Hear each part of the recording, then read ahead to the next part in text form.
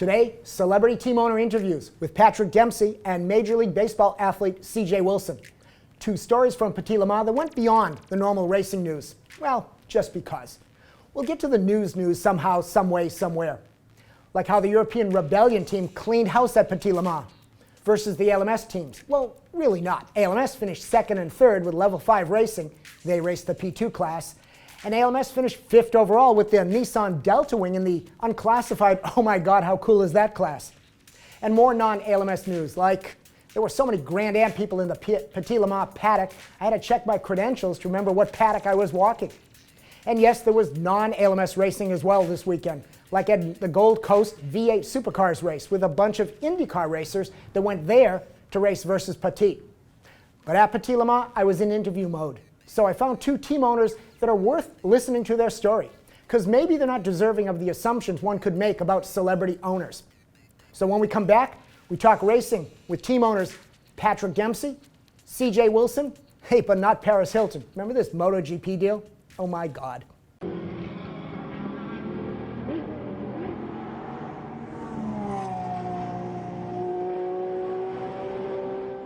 Celebrity team owners, they've been part of racing forever, all over the globe.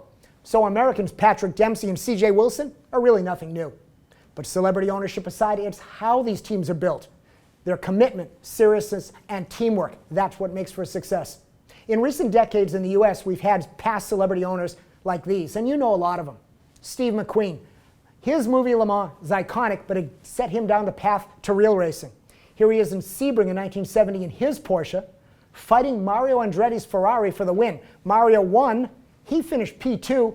Mario did not want a movie star to win the iconic 12-hour. And then James Garner. His movie Grand Prix launched his interest in racing as a team owner. Went to the Daytona 24 in 1969 with his Lola T70 Coupes and his AAR team. He also raced Corvettes in GT. The Smothers Brothers, a 70s musical comedy act, they loved racing too. First with an Oldsmobile factory drag racing team. Everyone does sports cars. They raced Porsche. And I remember the SCCA Formula 5000 cars from the Smothers Brothers, a Chevy V8 plugged in the back of an exotic Formula chassis. Paul Newman loves racing. Started with his movie called Winning, which begat his name on a Can-Am car from the 1970s called, of all things, the Honker. But he built Newman Racing, stayed in Can-Am with his own cars and teams. Here's a march from, I think, the 80s. And then he partnered with Carl Haas, Paul Newman, Carl Haas, and of all people, Mario Andretti to go IndyCar racing. A lot of legend, a lot of accomplishment there. Still going. And his own racing. This is an IMSA Datsun Z car, a very, very exotic background. I believe there's like twin turbos and intercoolers all plugged in the back of the car. Almost 1,000 horsepower back in the day. He drove it, he raced. I think he won Le Mans in a Porsche one time. And we all know others have raced, other celebrities. Letterman with Rahal, the BMWs that were at Petit Le Mans, and their IndyCar, all because of that 500 thing. Michael Jordan, our basketballer, has his bike team, and from time to time there have been NFLers running NASCAR teams and getting their money involved in that. But we're here talking about Patrick Dempsey first. We're going to interview him. You know him from his TV shows, movies, past. You'll probably give me a phone call about that shot. And currently, his Dempsey Racing program, which, while it has the Grand Am backing, is really all about what he did at Petit Le Mans and the American Le Mans, racing this Lola. Really a serious piece of kit with a Judd engine in the back. It's a P2 car, and it goes pretty quick. The next interview will be with CJ Wilson, our baseball star. He started a team to develop young talent. You'll hear about that. Primarily racing the Playboy Mazda MX-5 Cup. Just won the championship with Steve McAleer. He also races in Grand Am. But enough about me. Let's go to the interviews and listen to what our two celebrity owners have to say. Paul Newman, James Garner, Steve McQueen did a Le Mans movie, but you're on a quest to go to Le Mans. Right, have gone to Le Mans, so it's nice to be going back to Le Mans. You look at Newman was second there and drove very well. I mean, that's it for endurance racing. Le Mans is the ultimate. Did that inspire Dempsey Racing, or where did this whole thing come from? Lunacy, I think, was the thing that inspired me, because to be a team owner is a lot of work. I mean, we spend 90% of our time hustling for money. It's harder than the film business in many ways. It just sort of fell into place. It started out with what was Hypersport at the time. It was sort of going under, and I had an opportunity to come in and buy a lot of the assets and to go racing, and then one thing led to the next, and suddenly I found myself as a team owner. And thank God I was partnered with somebody who understands the business as well as Joe Foster does. So I got into racing because I saw Grand Prix with James Garner. Did those movie guys inspire you, or was it something No, not separate? so much. I grew up racing. My dad was a car owner, short track racer in Maryland. We were always big fans of racing, you know, Indy 500, Formula One, all those races, Daytona, all that stuff. So I've always been a fan of racing. And then I had an opportunity to go get my certificate, my SCCA, because my wife got tired of me watching races on the weekend. And so I went up to Skip Barber's class, his school at the Mazda Raceway. And then I came down here about 10 years ago and started doing the Panos Racing School. And that's how I got started racing their series, and then got the bug completely from there. Because what happens with those schools, and I think it's the best way to go racing, is that you get your SCCA license, they give you the technique that you need, and then they go off into those series are great. And that's how it got started. Then I got deeper and deeper into it. When you approach the work of acting, your mindset, is it the same as when you approach racing the car? I think there are a lot of similarities to being private in a public world that apply. Certainly, like you see the energy and all of that that's going on here, you have to disengage and really focus on what you're doing in that moment consistently, and not worrying about what happened in the past or what's happening in the future, but what's happening right here and right now. And I think a lot of that training, a lot of those skills that I've developed over the years, acting, helped me tremendously in the car. Conditioning is the next big thing, because then that supports your mental approach and the consistency mentally, and then seat time and experience. Last question. I could argue that managing a career in acting is probably similar to managing a career in racing. What would you tell a young racer to manage his or her career that you've learned from acting? Well, I think certainly the more education you have, the better off you're going to be, whether it be business or marketing, and certainly engineering. I think all those things really will help you in a career. How you deal with the media is really important, because your sponsors are looking for a presentation, so you have to handle yourself in that way, and you have to develop all those sides of your personality.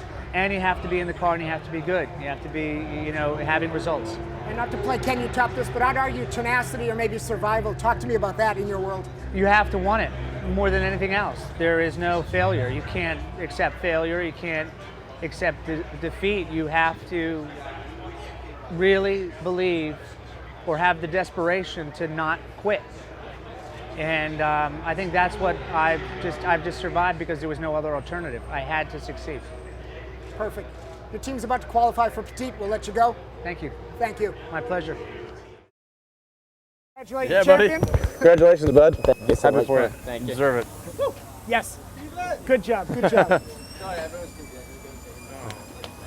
So CJ, that's the perfect place to start. We're here with your racing team. You just won the Mazda Cup Championship, Yeah. the MX-5. It seems like baseball and motor racing are two passions of yours. Pitching for the California Angels, running a team here now, winning championships. How did all this passion start for each one? Both at a young age. You know, I first played wiffle ball when I was a kid with my dad in the backyard, and I first started watching racing with my dad as well. He got me into both. You know, I had the posters of the cars on one side of the room, and then I had the posters of the baseball players on the other. I always knew that I loved cars, and I was really into that, but, you know, financially we couldn't afford to race as a family. So I was really determined. I was like, well, you know what? If I do well enough in baseball, maybe I could get cars. And then there we go. So once I got to a certain age, you know, it all kind of worked out, and I was able to start racing myself and got my license and everything like that. And then, you know, it kind of grew from there. Where are you in the whole license food chain? How far up? I have a national license or whatever, so I could get a Grand Am license or anything like that if I wanted to. And without getting into contract details, right now our focus is pitching Yeah, and playing ball. Yeah, I mean, I have 4 more years on a contract with Anaheim, so I can't really race or anything like that because of that.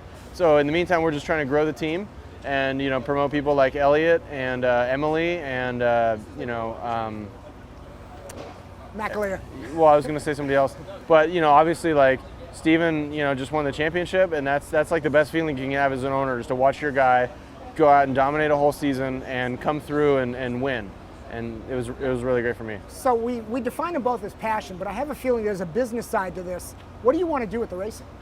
Well, I think the biggest thing is you have to take racing seriously, because not only is it's not painting, it's not golf. If you're out there driving, then something bad can happen if you let your mind go away. And baseball is kind of the same way. I mean, you have to be focused when you pitch, you have to be focused when you drive. And we have kind of we're racers. All of us are racers. Everybody that works for the team, like everybody that started the team, either was actually a racer themselves or has been working in racing for so long that everybody has that direction already. And so we're just looking to kind of start our way up, just like I did from baseball. You go through the minor leagues, and we start people in MX-5 Cup, and then we have ST for Grand Am now. And then depending on how the merger thing works out in 2014, then we'll take another step there. But we have to make sure that we do everything the right way, because otherwise it could be too big too soon, and then we don't want to fall on our face. 5 years from now, where do you want this team to be? I just want people to look around in the paddock and say that we have one of the best programs out of any level, regardless of the level we're at. And I think out of MX-5 Cup, we for sure have the best team, we have the best pit crew, we have the best program, the best setup, and I think it all kind of goes from there. Winning is its own attitude, winning is its own kind of motivation, and if we get everybody used to that, then it's really going to give us kind of a really good indicator of where we can go. Connect the dots and no offense to baseball when I ask this question. It seems like as a pitcher, it's an individual control thing.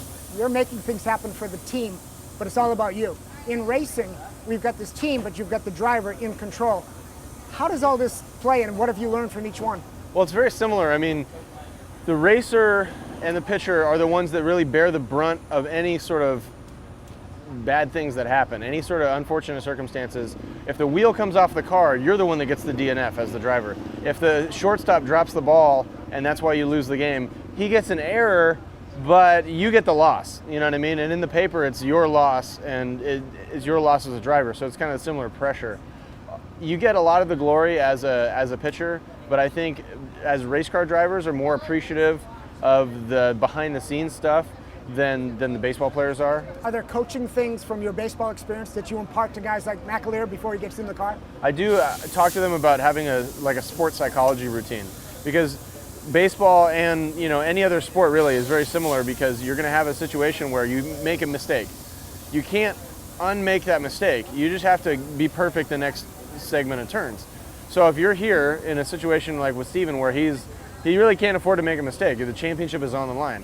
So he has to go out there and race clean. It's more important because of the points, the way the points work. He doesn't have to win the race, and it's important to keep that in mind constantly. Just like with baseball, you have to worry about your pitch count or maybe where you are in the season. And if you have a big lead in the standings, then maybe you don't try to take out that guy at home plate on a slide or something and break your leg. Once you develop the skill, how much of throwing the baseball is intuitive versus conscious thinking? And in racing, how much of it is the same way? It's something that you really have to understand for me, on an individual level. Everybody has different ways that they do it. Some people are super technical and they get into engineering and they're like, oh, I really want to feel the springs. I want to try different things to get a feel for what does what. And baseball's the same thing. Some people tinker and they say, if I hold the ball like this or like that, what's it do? And if it's humid today, does the ball sink more? I get into the science behind it personally, so I really like that. And then after a certain level of understanding, or I don't know, I guess expertise, then it just all becomes an instinct, like you said.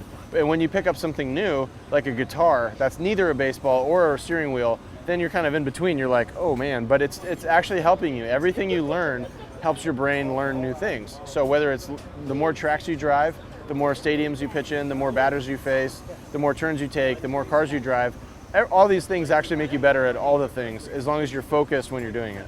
Your baseball is your focus. You're not driving in the race car. Are you all over sim games? I love sim games. We do Sim Raceway. Our team does Sim Raceway, and Sim Raceway is cool because they have an F1 style wheel. It's got all these gadgets on it and stuff like that. It's really neat. I've done iRacing and all the other stuff in the past as well. The Sim Raceway is really portable, so it's nice for me.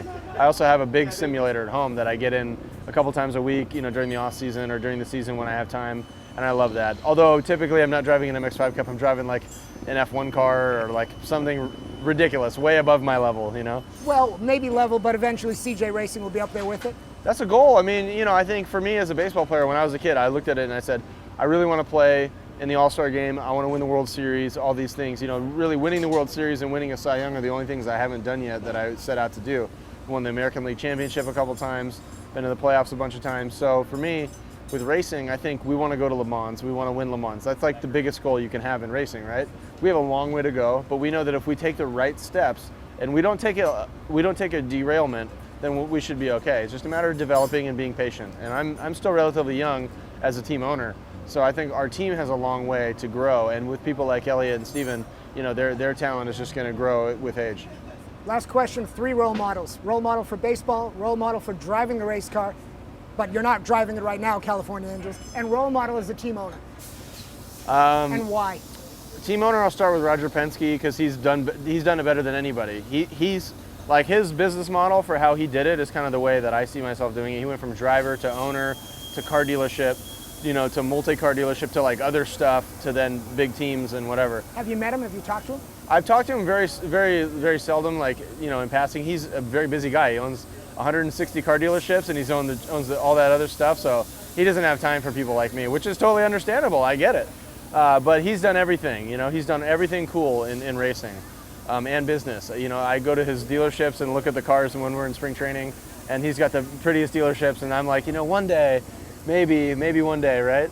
But as a baseball player, I think it's hard to have one guy because there's so many different facets of the game. I really loved Sandy Koufax and what he did over that window of time. He was the best pitcher ever for 5 years. But then you look at Mariano Rivera and what he did for 20 years, and that's obviously impressive as well. So there's a lot of different stuff there. As a driver, everybody loves Ayrton Senna unless they're a big Schumacher fan. So it's either Senna or Schumacher, I think, for my generation, because I was a kid when Ayrton was racing, and I was a kid when Michael started racing and started winning all those championships and just bludgeoning everybody.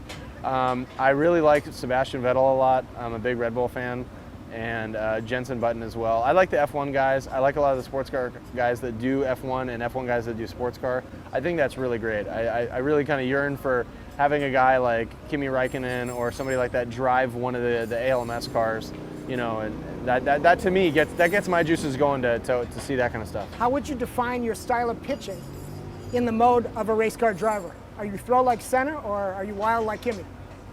I think the thing I respect about Kimi, okay, this is what I gotta say. I love watching Kimi. He's a straight shooter. He can give it right to you. It might not be with any kind of inflection or personality, but when he drives, he is committed. And if he goes off, it's straight because he's like, I'm gonna hold it, and then bam, the car breaks loose. I really respect that. Senna drove with reckless abandon as well. And if you read a lot of his stuff, he was very into sports psychology and this whole spiritual angle of improvement and learning. And I really take that as a lot of motivation. So for me as a pitcher, you know, I try to be cold when I'm pitching and not show a lot of emotion, but I'm emotionally motivated. And that's what really I think you have to be in order to push through difficulties, whether it's an elbow surgery or 3, or, you know, some of the failures that you have on the big stage. Best of luck with the team. This is awesome. Thanks. Good going. Can I just say one more thing? Please. As a team owner? So one of the things that we're working on right now is we have this project like that I'm doing for Thunderhill, which is the 25-hour race in California. And we have a couple champions now that are going to be racing for our team. We have Elliott, who won the Spec Miata scholarship last year. We have Steven, who just won MX-5 Cup this year. Spencer Piggott, who is doing F2000 the last couple of years, and Tristan Nunez, who won IMSA Lights just a couple hours ago.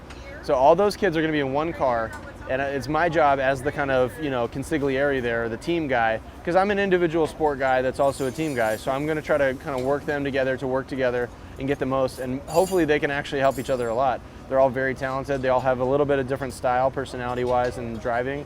And I think it's going to be the most exciting thing that our team does, other than winning the championship this year, is to put those 4 super talented young kids together and see what happens. It's going to be a really cool, like, kind of alchemy that I'm looking forward to. I'm going to say one more thing, then top it.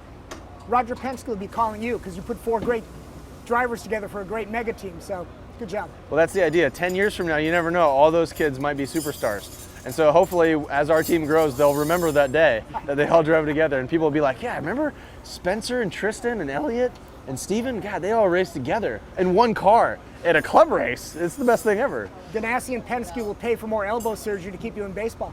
I mean, you know, if we mop the floor with them. But we'll be in an MX-5 Cup, so someone's going to show up in a GT3 Cup car, obviously, and smoke everybody. Good on you. All right, Thanks. Thanks.